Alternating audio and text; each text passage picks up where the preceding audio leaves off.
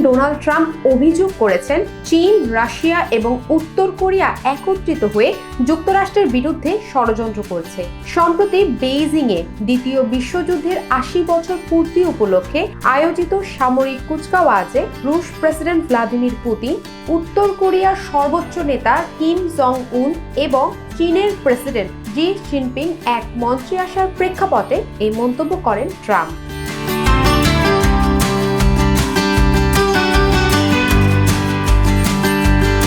Truth সোশ্যালে দেয়া এক পোস্টে ট্রাম্প লেখেন, ভ্লাদিমির পুতিন এবং কিম জন উনকে আমার উষ্ণ শুভেচ্ছা জানাই, কারণ আপনারা আমেরিকার বিরুদ্ধে ষড়যন্ত্র করছেন।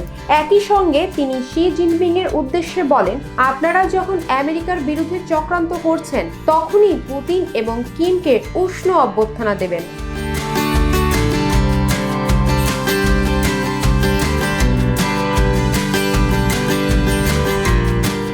তবে পুতিনের প্রতি বিশেষভাবে ক্ষোভ প্রকাশ করেন ট্রাম্প। গত মাসে আলাস্কায় ট্রাম্প পুতিনের বৈঠকে ইউক্রেন যুদ্ধ নিয়ে কোনো শান্তি চুক্তি না হওয়ায় হতাশা ব্যক্ত করে ট্রাম্প বলেন, আমি পুতিনের প্রতি খুবই হতাশ।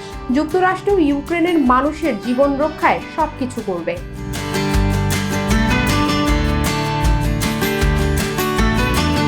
বিশ্লেষকদের মতে বেইজিংয়ে এই সামরিক কুচকাওয়াজ অনুষ্ঠিত হয় মূলত চীনের অর্থনৈতিক, সামরিক ও কূটনৈতিক শক্তি প্রদর্শনের প্রচেষ্টায়।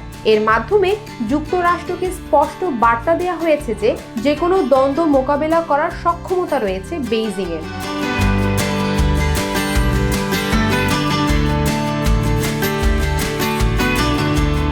এদিকে বেইজিংয়ের প্যারেডে উপস্থিত ছিলেন না ভারতীয় প্রধানমন্ত্রী নরেন্দ্র মোদী। কূটনৈতিক মহল মনে করছে এই বিষয়টিতে তিনি সচেতনভাবে দূরত্ব বজায় রেখেছেন।